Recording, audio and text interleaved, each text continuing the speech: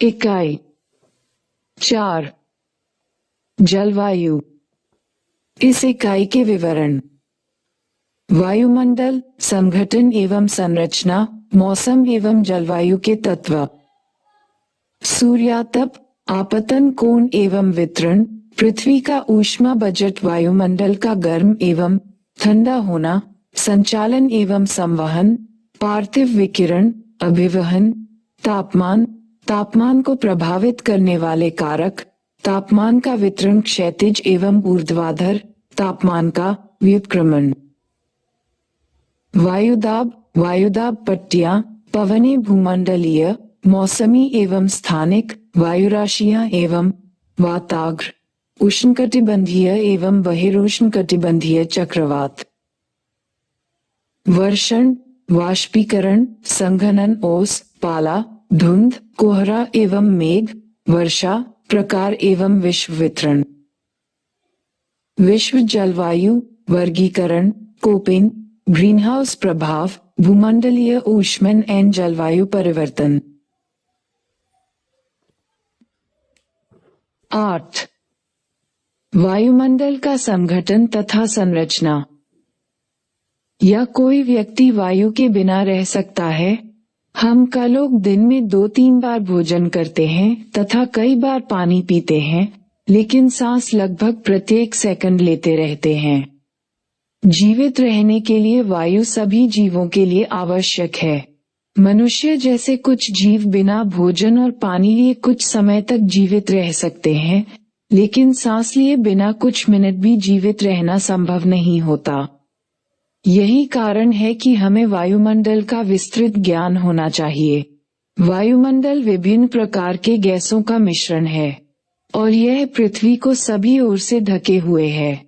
इसमें मनुष्यों एवं जंतुओं के जीवन के लिए आवश्यक गैसें जैसे ऑक्सीजन तथा पौधों के जीवन के लिए कार्बन डाइऑक्साइड पाई जाती है।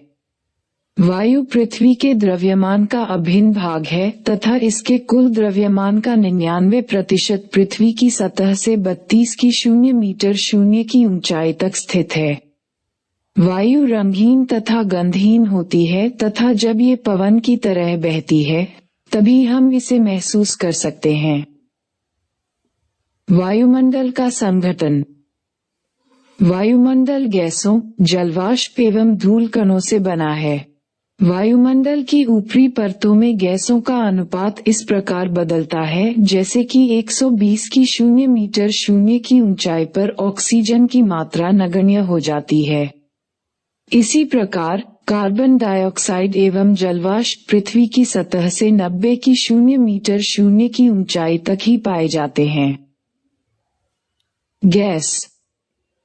कार्बन डाइऑक्साइड मौसम विज्ञान की दृष्टि से बहुत ही महत्वपूर्ण गैस है, क्योंकि यह सौर विकिरण के लिए पारदर्शी है, लेकिन पार्थिव विकिरण के लिए अपारदर्शी है। ये सौर विकिरण के एक अंश को सोख लेती है तथा इसके कुछ भाग को पृथ्वी की सतह की ओर प्रतिबिंबित कर देती है। ये ग्रीन हाउस प्रभाव के लिए पूरी तरह उत्तरदायी है। दूसरी गैसों का आयतन स्थिर है, जबकि पिछले कुछ दशकों में मुख्यतः जीवाश्म ईंधन को जलाए जाने के कारण कार्बन डाइऑक्साइड के आयतन में लगातार वृद्धि हो रही है। इसने हवा के ताप को भी बढ़ा दिया है। ओजोन वायुमंडल का दूसरा महत्वपूर्ण घटक जो कि पृथ्वी की सतह से 10 से 50 किलोमीटर की ऊंचाई के बीच पाया जाता है। यह एक फिल्टर की तरह कार्य करता है तथा सूर्य से निकलने वाली पराबैंगनी किरणों को अवशोषित कर उनको पृथ्वी की सतह पर पहुंचने से रोकता है। क्या आप कल्पना कर सकते हैं कि वायुमंडल में ओजोन की अनुपस्थिति से हमारे ऊपर क्या प्रभाव होगा? जलवाष्प। जलवाष्प वायुमंडल में उपस्थित ऐसी परिवर्तनीय गैस है जो ऊंचाई के साथ घटती जाती है। गर्म तथा आर्द्र उष्णकटिबंध में ये हवा के आयतन का 4% होती है, जबकि ध्रुवों जैसे ठंडे तथा रेगिस्तानों जैसे शुष्क प्रदेशों में ये हवा के आयतन के 1% भाग से भी कम होती है। विषुवत वृत्त से ध्रुव की तरफ जलवाष्प की मात्रा कम होती जाती है। ये सूर्य से निकलने वाले ताप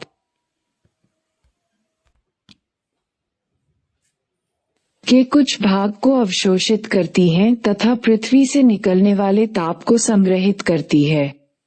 इस प्रकार यह एक कंबल की तरह कार्य करती है तथा पृथ्वी को न तो अधिक गर्म तथा न ही अधिक ठंडा होने देती है।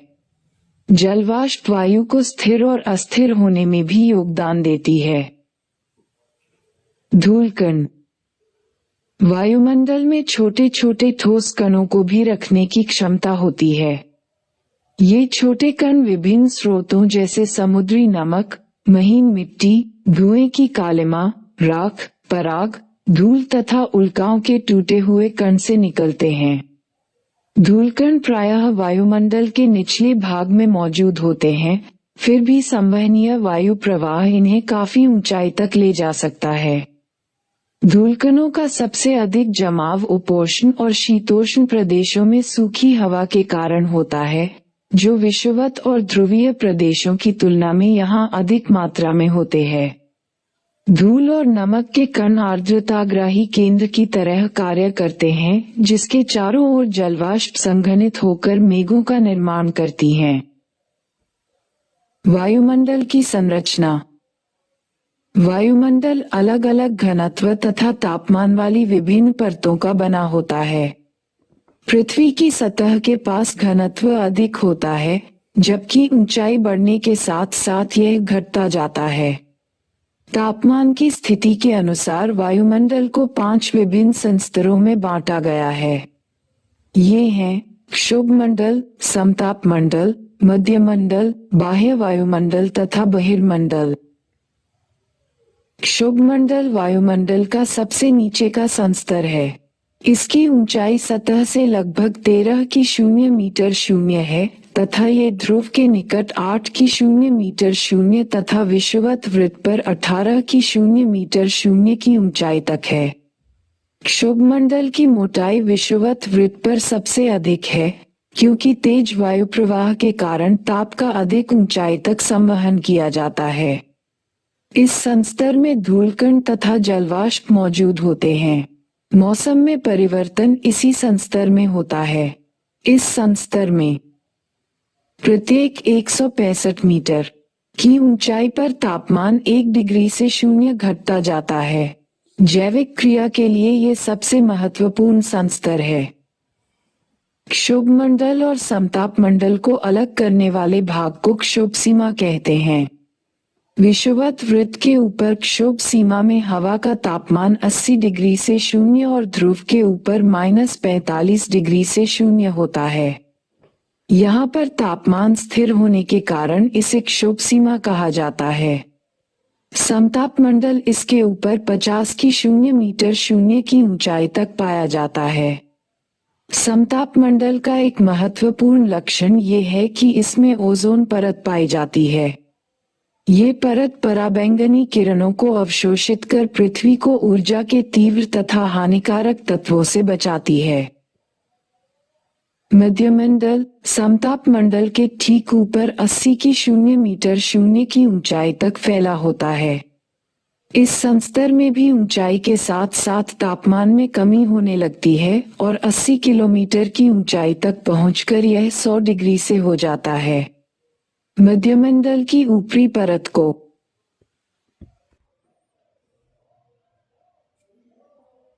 मध्य सीमा कहते हैं। आयनमंडल मध्यमंडल के ऊपर 80 से 400 किलोमीटर के बीच स्थित होता है। इसमें विद्युत आवेशित कण पाए जाते हैं, जिन्हें आयन कहते हैं तथा इसीलिए इसे आयनमंडल के नाम से जाना जाता है। पृथ्वी के द्वारा भेजी गई रेडियो तरंगे इस संस्तर के द्वारा वापस पृथ्वी पर लौट आती हैं।